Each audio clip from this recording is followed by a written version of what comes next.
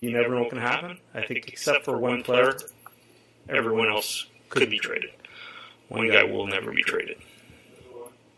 Not Pajo. You guys all know who he is. I saw his picture on the cover of the latest Hockey News, right in the middle between Crosby and McDavid. So, Don, it's Erik Karlsson. I'm here today to announce the most important decision in our multi-year rebuild for the Ottawa Senators.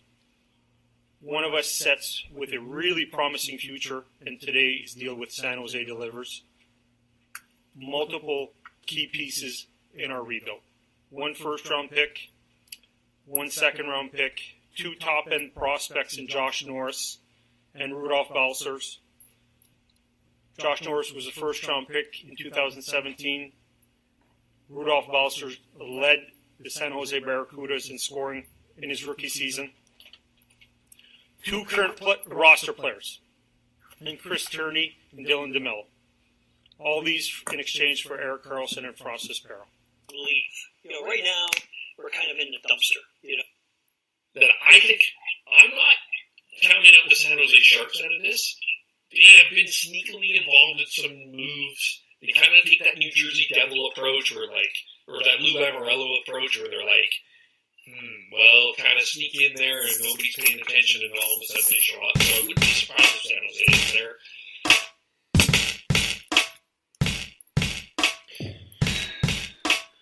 Well, it was a crazy day in Ottawa. Welcome to the Hockey Podcast. It is I, Kevin Olenick, here with Sean Beardy Canuck.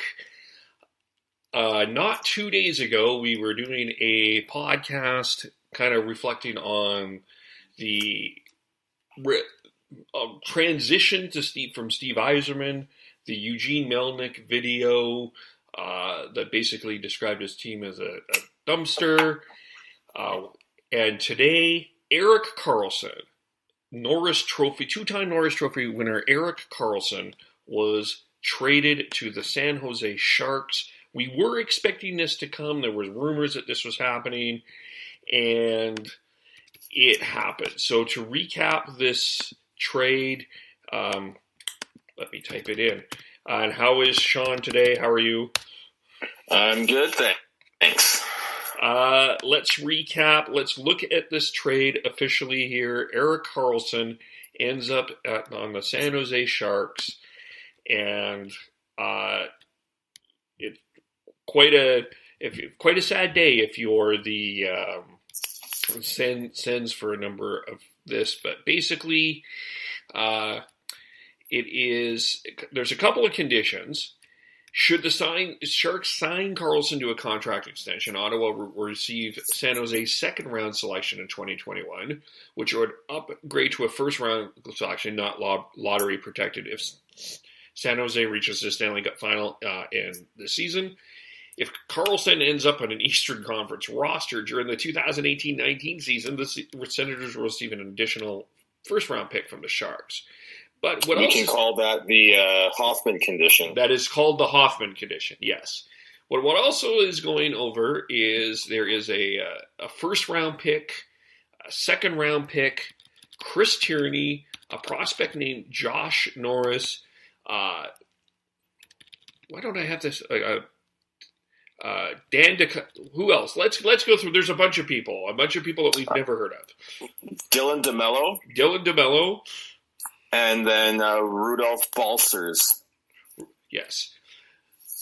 And that's it. There's basically 6 assets. Did we have this right? For Erik Karlsson and Francis Perron. They have... that would be it. 2 roster players, 2 prospects, and 2 picks. And then you got those 2 conditional picks, potentially. But... I would say only one's going to have a chance at fruition. Yeah. So I'm going to start with a little rant, Sean. I don't usually sit and be angry, but I'm not an Ottawa Senators fan. But if I was an Ottawa Senators fan, I would be quite furious today. Go for it. It is let's go back 10 months. So November of actually, let's go back even longer than that. This was a team that not last season, but the season before was one win away from winning the Stanley Cup. They acquired Alex Burrows for Jonathan Dahlin. That also, by the way, looks like a really bad trade for the Senators as well, doesn't it? Yep. One win away. They ended up trading Kyle Turris, Mike Hoffman, Erik Karlsson, and the best player that they got back, and potentially, let's be realistic now more than ever, it really does appear that the Ottawa Senators have a legitimate shot at picking up the number one, winning the lottery, but they're not going to get this lottery pick because they traded that to the Colorado Avalanche for a guy that they're actually not going to keep, Matt Duchene. If you're an Ottawa Senator, they are rightly pissed of how this organization has been shredded on the ice, off the ice. They have an owner that can't keep it consistent. They have a general manager that can't keep their message consistent. You heard at the top there, he said he would never trade Erik Karlsson. Now all of a sudden he's trading Erik Karlsson. They have a coach that I don't think is in touch with or in line with anything. At best, he's been a one-year wonder in Tampa Bay and a one-year wonder in Ottawa, but this is not a guy that people are really huge fans of. If you're the Ottawa Senators, you have every right to be angry and be very embarrassed of how, Sean, they didn't trade Bobby Ryan. Bobby Ryan is still a member of the Ottawa Senators. Bobby Ryan, who was attached to all of these Erik Karlsson rumors throughout all of last year, it was like you had to take Bobby Ryan with Erik Karlsson. Doug Wilson somehow found a way to not have to take Bobby Ryan. He acquires Erik Karlsson and basically gave up nothing from his roster. This is a top 5 player in the National Hockey League. This is a generational talent. How in the living hell does this happen? I'm done. Go ahead.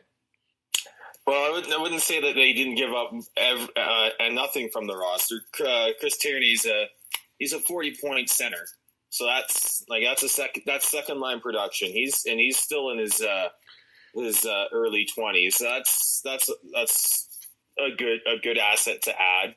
But yeah, they didn't get anything spectacular back, which is kind of expected, but if you're an Ottawa Senators fan, it's just gutting.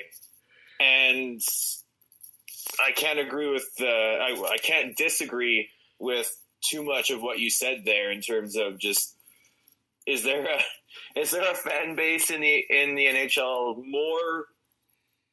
more dreading / looking forward to next summer when once the draft is over, so that they can move on from this, than the Senators. And then to top off on that, they lost Pajot for 4 to 6 months in fitness training.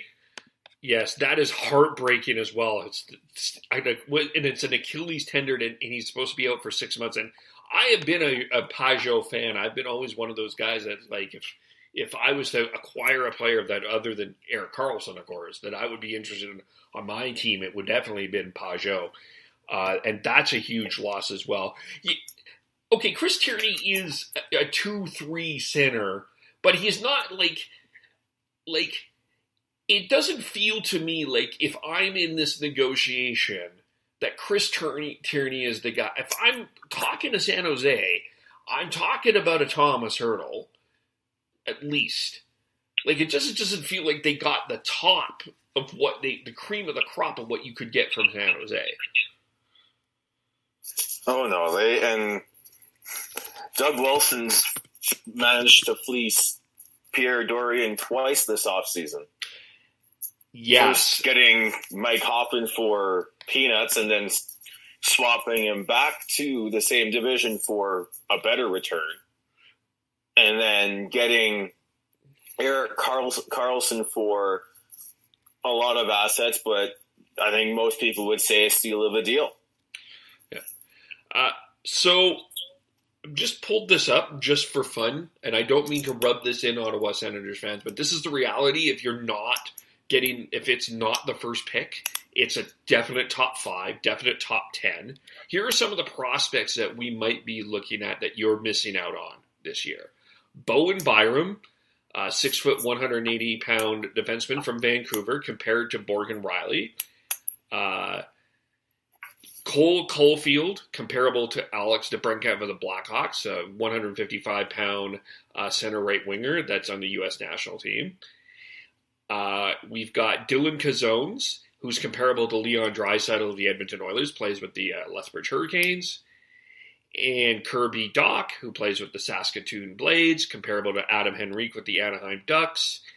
I'll save the piece of the resistance. Capo Caco, who's comparable to Sebastian Aho for the Carolina Hurricanes. Peyton Krebs, comparable to Braden Point of Austin's Tampa Bay Lightning. We've got Raphael Laveau, comparable to Blake Wheeler of the Winnipeg Jets, 6'4", 195-pound center. Alex Newhook, a 5'11", 185-pound center from the Victoria Grizzlies of the BCHL. Ryan Suzuki, who's comparable to Ryan Nugent-Hopkins for the Barrie Colts. And last but not least, of course, is, where Vancouver and Montreal and everyone else is going, Jack Hughes. That is 10 legitimately good prospects that you and there's a lot of high, like it's not only Jack Hughes, Braden Bowen is creating a lot of stir here. And this is where if you're the Ottawa Senators, this is not like a rebuild that's going to take 3 years or 4 years. These moves have potentially have ruined the Ottawa Senators. And I'm not trying to be hyperbole here. This could ruin this team for 10 years. Yeah, they have to hit on all their picks in the next couple of years, first and second round. They have to hope that their young guys like Tierney can maybe take it to the next level. They have to hope that Cody Ceci and Thomas Chabot who are now basically anchoring that blue line can do that. You've got Alex Formerton, who played for the World Juniors last year. He looks good, but he's a project. You've got, and then they just really have to hope that their young guys can step up. They've got Logan Brown stepping in, hopefully this year for them, and he's a big center. But there's a lot of ifs, ands, and buts, and Edmonton Oilers fans know that just because you've got a lot of young players doesn't mean it's going to turn out well.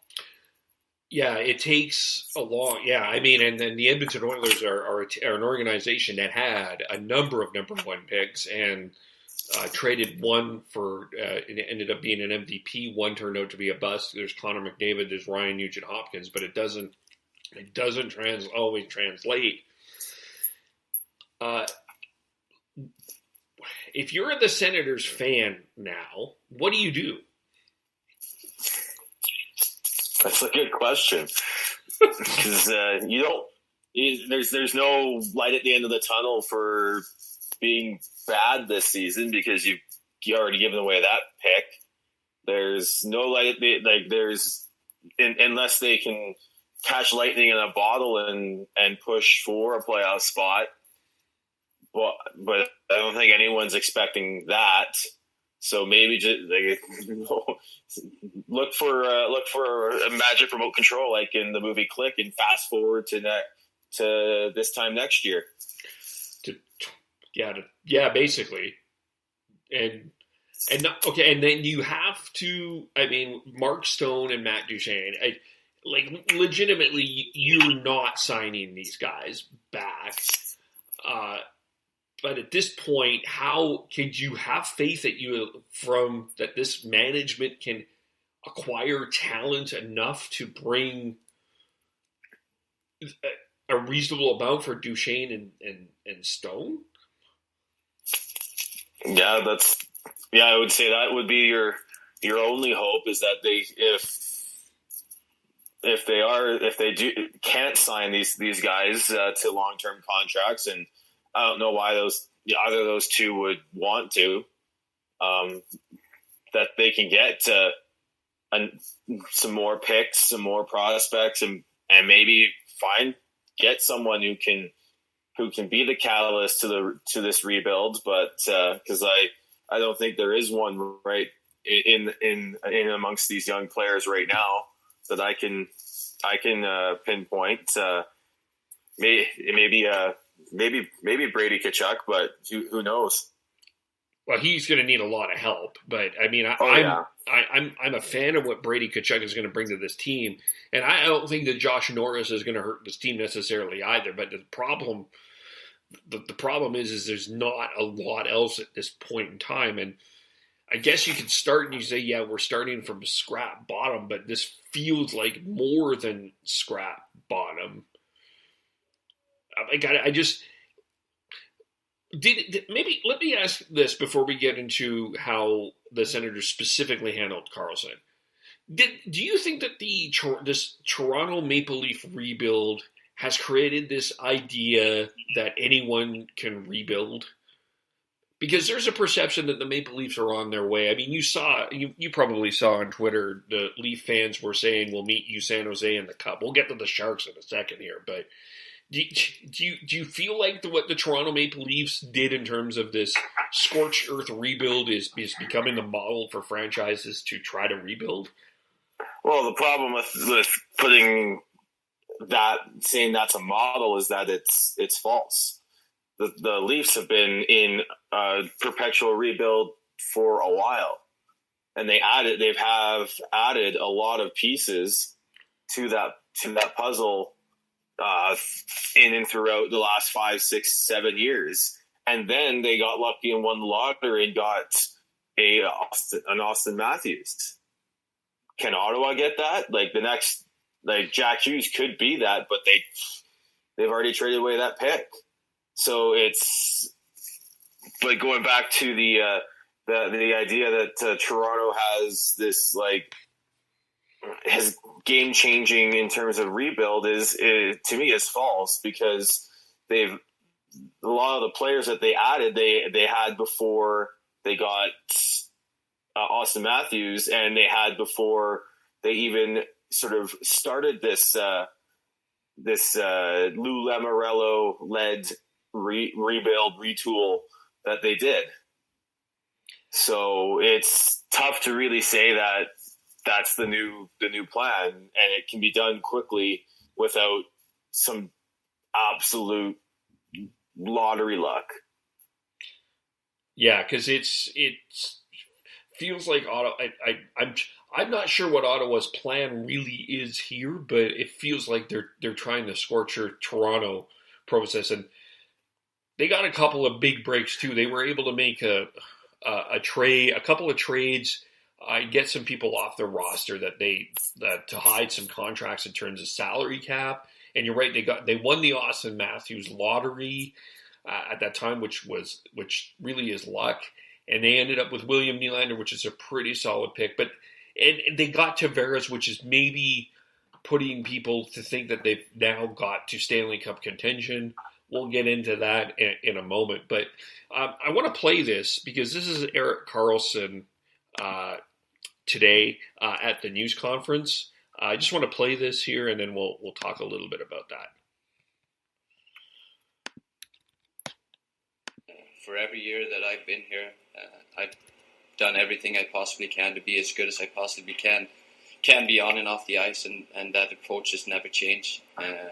So why we're standing here today and how it all unfolded, I can't really tell you. Even though last year didn't go the way that we wanted, we still tried everything we possibly could to be as successful as we possibly could, both as a team as and individuals, and that never, strayed from that. Why it all happened and happened so quickly, I can't really tell you why. Unfortunately, in these situations, you're looking for answers that can't be answered by anyone, no matter who you are. I don't have a better answer than anyone. how do you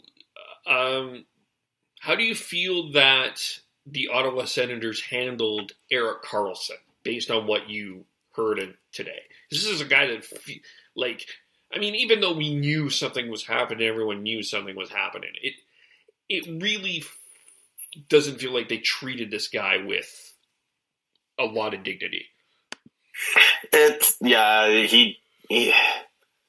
and Melnyk definitely didn't see eye to eye, and I think Dorian had to toe the line there, but he's a generational, game-changing defenseman that the fact that they felt that it was time to move on from him just is mind-blowing to me. And the fact that they basically made him feel unwelcome in the organization, despite him loving the city and wanting to love the organization but can't, just says everything to me. In the fact that it doesn't make sense to me the way they treated him. Yeah, this was a guy that his wife is from Ottawa. He said in there, I mean, people say these things all the time, but I believe Erik Karlsson, because I believe he comes from the same kind of fabric of Henrik and Daniel Sedin, that he's going to stay in this community. He's going to stay in Ottawa. He loved the community. Was an absolute ambassador for the community.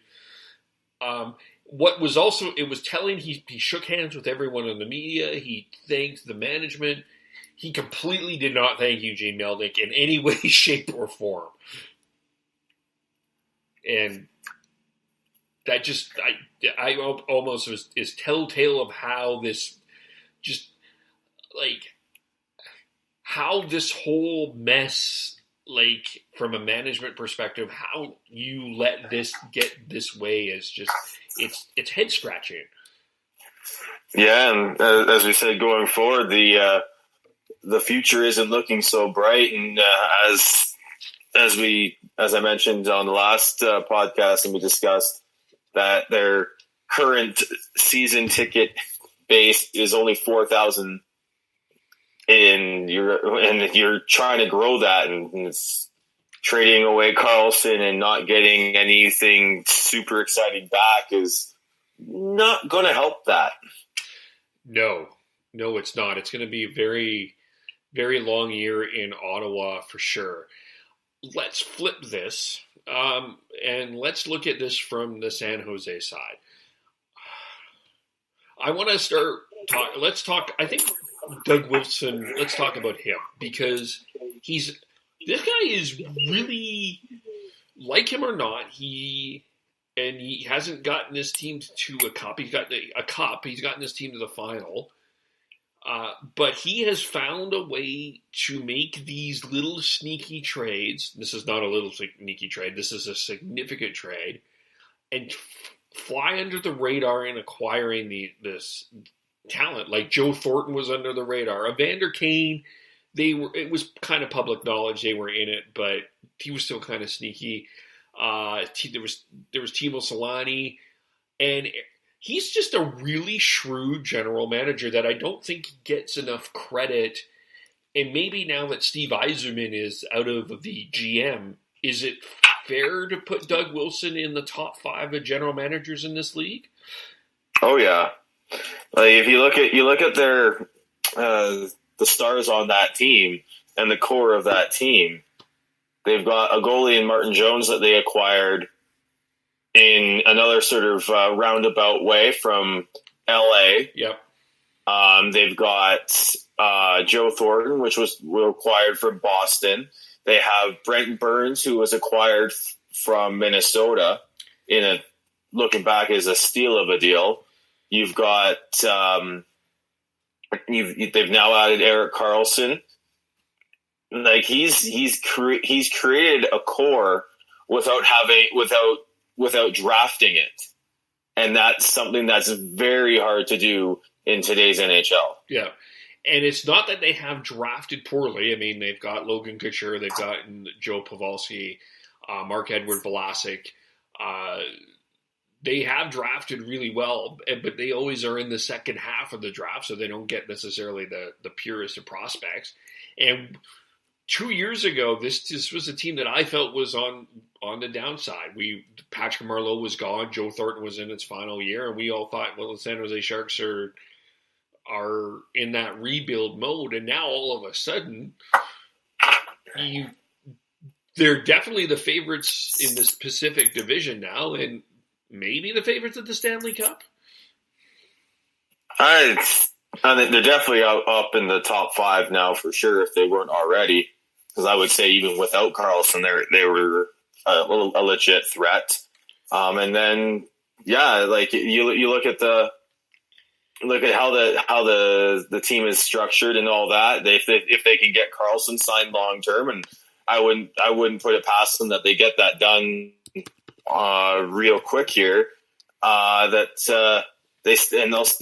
believe they still will have a lot of cap room next summer to continue to improve and look at getting a more of a long term replacement for Joe Thornton too. So it's just you look at this the multiple layers of this deal, and it just makes it look even better for San Jose.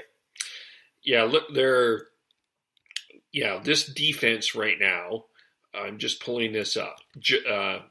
Right now, Justin Braun, Michael Brodzinski, Brent Burns, Nick DeSimone, Brendan Dillon, Cody Donahue, Kevin Fitzgerald, Tim Heed, Erik Karlsson, Ryan Merkley, Jacob Middleton, Joakim Ryan, Mark-Edward Vlasic, Kyle Wood, Radim. Like, this is legitimately scary. And only that, I mean, the entire game pretty much is going to be a Brent Burns or an Erik Karlsson is going to be on the ice. You can split them up between two pairings, play them each 25 minutes a night. Then each of those pairings 25 minutes a night, and you just need to give your third pairing 10.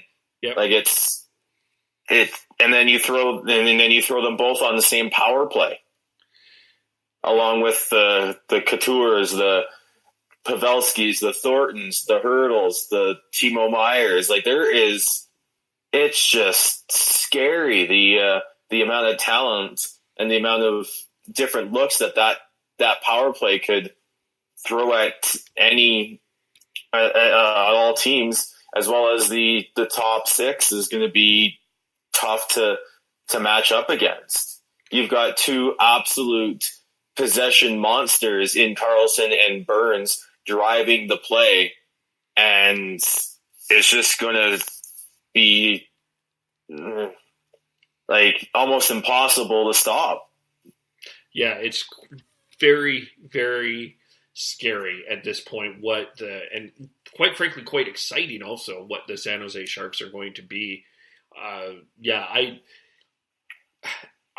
think at this point I would have to declare that they want, like, this sounds like I'm going to bash the Leafs here, but realistically the better acquisition is Erik Karlsson over John Tavares. And you think about, like, you almost felt it's like, too bad. It was kind of too bad that San Jose in some senses didn't get Tavares. I mean, because they were in on that and they must have felt really bad. But in a lot of ways, they came out the winners because they got the better player. Like, to me, Erik Karlsson's a better player than John Tavares. I don't think that there's much of a debate on that. So from that point, you can't debate that. Yeah, from that point at end, you have to say that the San Jose Sharks have won the offseason, really. Oh yeah, it was. They missed on Tavares. They missed on Pacioretty, and then they come in swinging, hit a grand slam to get Karlsson and just basically steal all the thunder and win the offseason. Yeah, that's pretty much it. It's going to be exciting. I liked what Ian Mendez tweeted. San Jose is playing in Ottawa on December 1st. Pre-game show is on now because that's pretty much the only game anybody's going to be looking for in Ottawa. But it's going to be fascinating to see because, to me, to me right now in the Pacific, I still think that this is a 2-team race for first between Vegas and San Jose. I think Anaheim and LA, Calgary, Edmonton are on that next level. But to me, the 2 teams that I still think are going to be at the top it's between San Jose and Vegas. And it's just going to come down to health. And yeah, I'd put San Jose on a different level from Vegas after this trade, though. Yeah, I think they're the full-fledged front runner out of the Pacific, because I'm still interested to see if and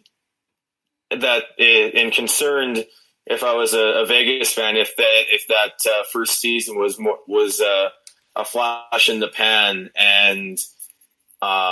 They just fall back. They fall back to earth a little bit and back into that muddled rest of the Pacific. But my only thing with that is it doesn't feel like, again, Calgary made changes, but I don't know what these changes like. We'll have to wait and see. LA and Anaheim didn't have great off seasons. The Oilers are still the Oilers. We aren't expecting anything from the Vancouver Canucks right now. In Arizona, we don't know, but probably nothing. It doesn't feel like there's a lot of other teams in this division that are made enough progress to say that, to me, that the Golden Knights are going down. Oh, I agree. I just think that the way the Knights are, can a lot of those Golden Knights players repeat those career seasons, and that to me is the biggest question.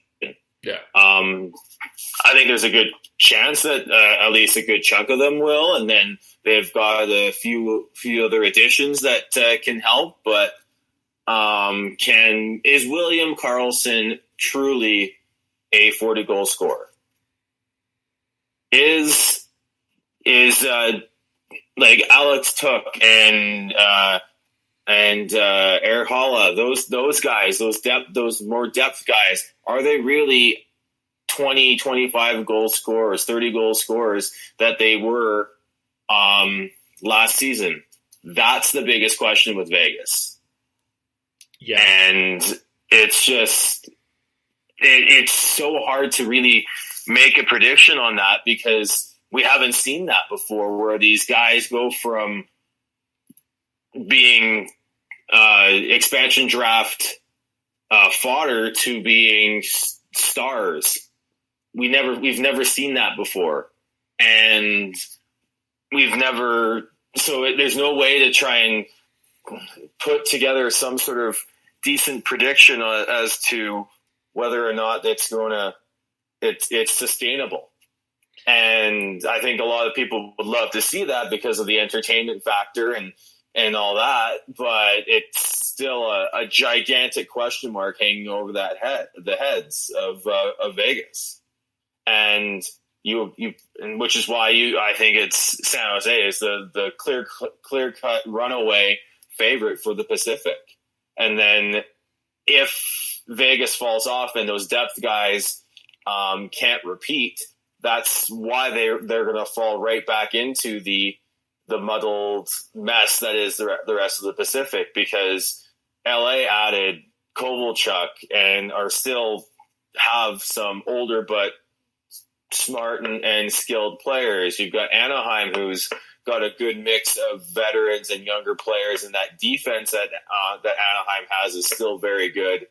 And then Oilers are Oilers. They could maybe Connor McDavid can put that team on his shoulders and carry them to the playoffs again.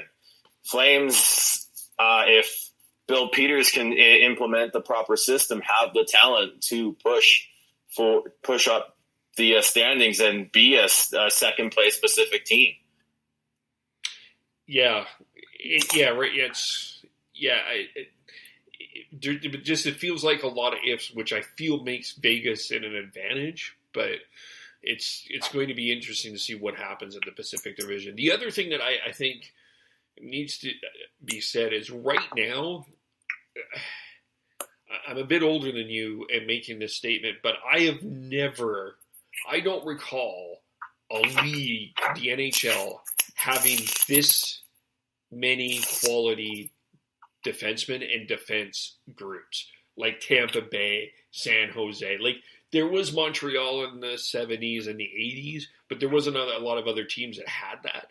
But there's like Nashville, Winnipeg, Buffalo with Rasmus Dahlin. There's a lot of teams right now that have a stacked D core right now. It's really fascinating to see how teams are building D up right now when that used to be not the same. Oh yeah, that's just showing the way the game has evolved and transitioned into a speed game, a game of puck possession, and a game of puck movement. And where does that start? That starts with in your own zone with your defense. So if you don't have defensemen that can move the puck efficiently up to your forwards aren't going to get the puck enough to score enough. And that's what the smart teams are doing. You've got Nashville, who have Subban, Yossi, and Ryan Ellis, amongst others, who are all very good and very efficient at moving the puck up the ice. Tampa, if you were to make one knock on that team last year, was that all they had a developing Sergachev and Hedman who were the only ones who could really do that. They're just so deep up front that they could avoid the fallbacks of that. But they also they added Ryan McDonough at the deadline last year that helped add to their blue line and add some more smart puck moving on there from them. You've got San Jose now with Brent Burns and Erik Karlsson now, just two of the best that can lead the puck up on two separate pairings. So yeah, that's the smart teams, and the contenders are building with good, smart puck movers. Not necessarily always the most flashy ones. Like, you look at the Ryan Ellises, the Ryan McDonoughs, but ones who make the smart pass, don't force it up the ice until there is an opening. They don't need to skate it up the ice because they're smart enough to make the right pass. Yes. Yeah. It's really fascinating right now where this is going. And it's going to be exciting to watch D this season. And who knows? Maybe we'll have a defenseman lead the league in scoring. I doubt it. I really doubt it. But who knows? No, the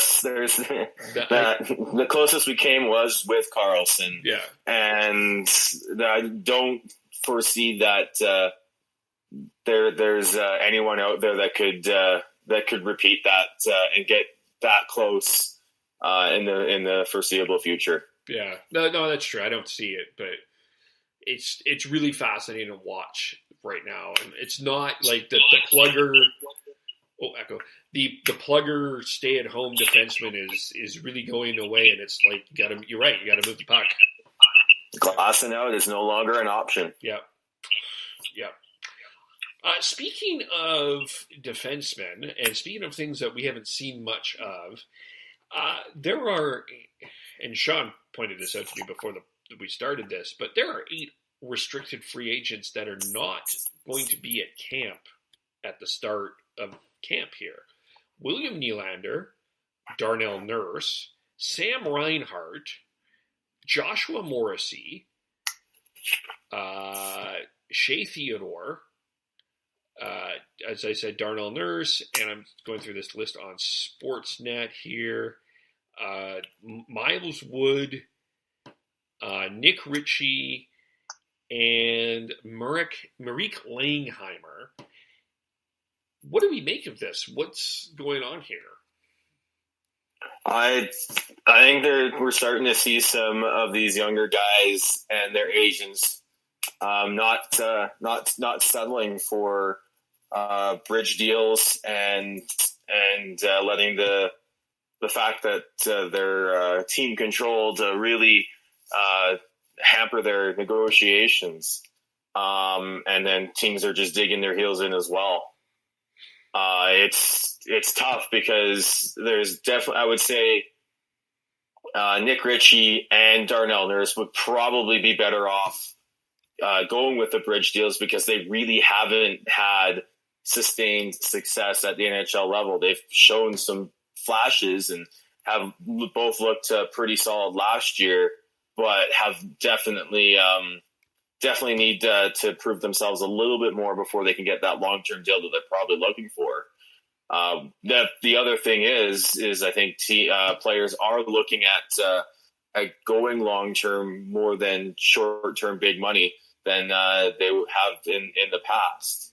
So, well, Nurse did say, according to Sportsnet, he would be fine with a bridge deal, but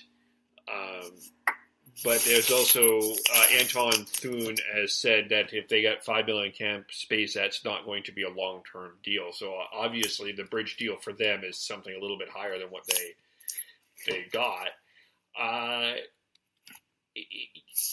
Do you see someone taking a crack at trying to force the hand and doing a match? Because we haven't seen that in a while. We haven't seen anyone throw that contract. No, out. I think it's too late in the process at this point. It's too late at this point because everyone's at training camp. If any of these guys make it into the middle of October, still unsigned, that's when you might see a team with a little bit of cap space. And if they get off to a good start or a better start than they expected, or if a team that's got off to a worse start than they expected, as well as with the cap space, you might see someone try and either boost their team or try and add a piece that can boost them up to the next level. But I foresee all these big guys getting signed. Well, minus Merrick Langhammer, who I think is probably Europe bound. Yeah, I would imagine that. The Nylander situation is interesting because, of course, once Tavares was signed, the questions would be, how are you keeping Matthews, Marner, and Nylander? And Kyle Dubas said, we can and we will. And we've already got a little bit of a hard ball already on this. I can see where Dubas is coming from because you do have to be careful here because you can't blow everything right now. But at the same time, it's kind of, this is a really interesting one because the expectation was once Tavares was here, everyone would just fall in. And apparently no one gave William Nylander that email. Yeah, well, the Nylander deal I always thought was gonna be tricky because there's just the way he was handled this past year in terms of being sent down the lineup, not playing top minutes, but still producing, he's gonna want his money, and he's not going to want to settle. And then that's just going to set the bar for Marner and Matthews. So the Leafs have to do whatever they can to nickel and dime Nylander. Otherwise, they're going to end up having to pay $10 million for Marner as well as the $9 million for Nylander as he's asking. So, and then you don't even really want to go toward what is Matthews going to get. But that's the Matthews contract's more. It's probably going to follow more of the McDavid approach, where they go percentage of the cap. So they have to wait and see what the projected cap for next season will be before they start really dialing down the numbers on that contract negotiations. Yeah. It's going to be fascinating to see what happens there. I agree with you. I mean, I think they'll start trickling in here soon. But it is quite fascinating right now, and it's just on a side note, it's really looking like 2019 and 20 is going to start with a lockout. I don't see it going any other way, because it's just, there's so much. We're already seeing the friction of what the contracts are going to be. There's so much to talk about that, like, 2019-20 is going to be a shortened season, in my opinion. Oh, I hope not. But there's in terms of the players, the two major talking points and discussion points that they want are the Olympics, because they want back into the Olympics, and they don't want to have Bettman try and power play the IOC like he did with this past year, and then the escrow. So it's going to be very interesting.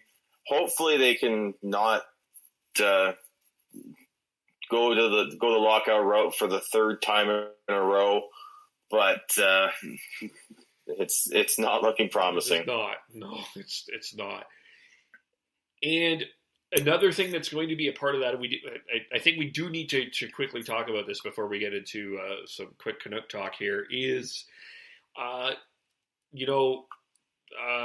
was a pretty emotional day in Humboldt, but probably we'll talk quickly about that too. But it's going to have to be a domestic violence policy in this new CBA, and particularly now, Austin Watson was suspended 27 games. Feels like a little bit of a weird number in some ways. It's about a third of the season idea for a domestic violence incident.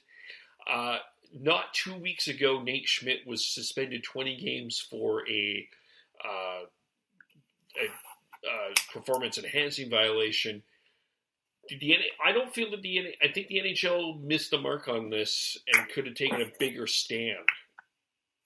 Yeah, I think it's tough for them. I think they probably would have liked to take a bigger stand, but with the union, had they taken like a half a season suspension stand on that or something like that, I think the union would have thrown a gigantic fit, even though they probably should probably just walk away on that one. But it's just, it again comes down to league union talks and relationship there. So I think they went heavy-handed enough that people were going, oh, okay, good, they're doing something. But I definitely think that going forward and in the next CBA, there will be a very much cut and dry domestic abuse and whatever else you want to put in there, just play a code of conduct that will be, like I said, cut and dry. That won't be as where they'll roll a dice and the mystery suspension number will come up. Yeah. Well, one of the things I'm sure we're going to talk about this season is the whole rolling of the dice suspensions, because the numbers, it's just weird how they determine a lot of that anyway, especially for kind of the other infractions that will commonly be what happen. I'm sure that's going to be a talking point that we'll have during this season as well. Yeah. So training camps are starting. Jim Benning and Vancouver Canucks met with the media today. They're off on their way to Whistler. We've spent a lot of time talking about a number of different things about the kids, the vets, this, that, and the other thing. But the big two questions right now, maybe you want to, if there's anything else you want to get into, but I think one of the questions is talking about what's going to happen with Elias Pettersson. Sounds like Travis Green is going to start him at center, although there has been some talk about putting him on the wing. Your thoughts on that? Yeah, I listened to the presser, and he did say he's going to start him on at center. It sounds like he's going to give him a good long look there too, which is good to hear, because he is younger. There's gonna be a learning curve. He's gonna have to figure out how he's gonna use his skills to defend at the NHL level against bigger, stronger men. But hearing what Travis Green had to say, and the fact that he's willing to give him a long look there is very encouraging, because that doesn't that gives Pettersson the ability to make mistakes and learn, and that's something that every young player is going to have to go through to get better. Who would you, if you're whispering in Travis's ear, who would you suggest he starts that line with? I think he's gonna have to at least put one veteran on that line.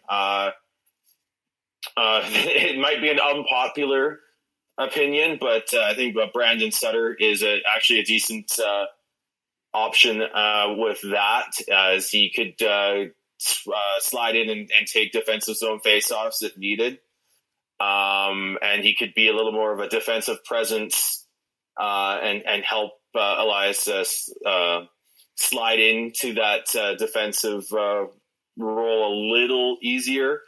And then I honestly want to see Jonathan Dahlen get a long look with Pettersson and Sutter, just because I think the chemistry that those two have together just is you can't teach that, and it could be something special.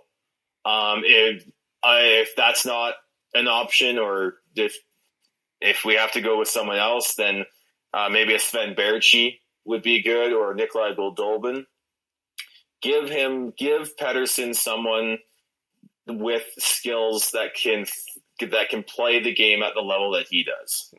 What about Louis Eriksson? Because there's some such. Travis Green did say that Eriksson could be a nominee for the Horvat-Besser line. Would you put Eriksson? Would you consider that? Him on the second I would line? Consider that, yeah. I just think Sutter is a better option, just because he can slide in and take those faceoffs in the D zone. Right. It's so interesting. It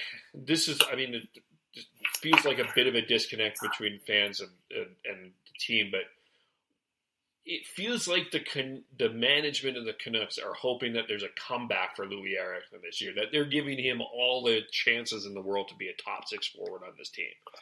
Well, I think there's, as we just talked about, there's two spots on Pettersson's wings, and then there's Green did say that the left wing spot on the Horvat-Besser line is wide open for whoever wants it as well.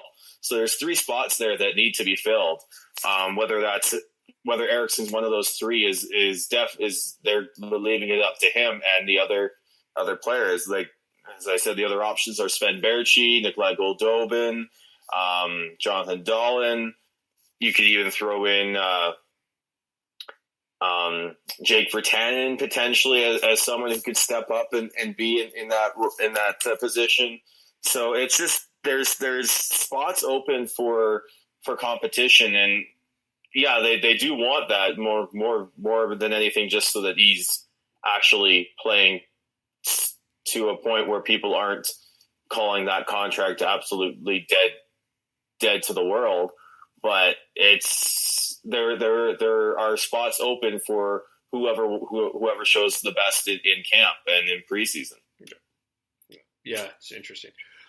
Just from the Flames perspective, I think one of the most interesting things is the amount of people that they have brought in on PTOs. Logan Shaw, Jeff Glass, Gilbert Brule, yes, that Gilbert Brule, and Justin Falk are signed to PTOs with the Flames. I think that's in part because of the China trip, but I think it's really interesting the amount of players that they've brought in for PTOs. And I'll tell you, if Jeff Glass makes this team, there is a big goaltending problem in the future in Calgary, Sean. I got to tell you, because he'd have a whole new fan, a big fan base in Calgary. Though he's a local guy. Oh yeah, for sure. But I would definitely say that the PTOs are definitely because they're going to China. The Canucks did that last year as well. Yeah. And I mean, hopefully, Brule was on the Olympic team, was he not? He was on the. Yes, he was. Yeah. So I mean, I've always been kind of a fan of how he plays. It just didn't work out for him. But who knows? We'll see about that. Is there anything else we need to touch on, or?